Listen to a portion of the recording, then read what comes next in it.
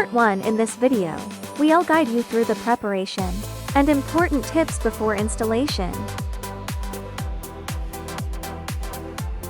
Peel off the transparent protective film from both sides of every panel. Do this on a flat surface to avoid scratching the panels. Remove the transparent protective film from every pillar before installation. This is the adhesive side of the pillar. Please be careful, as the adhesive is very sticky. Use a fingernail or a tool to peel off the red film. Now we'll guide you through the installation of the display case.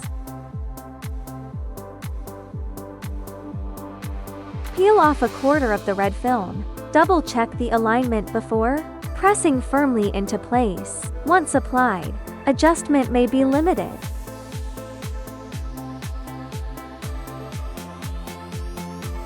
Align the panel with the pillar.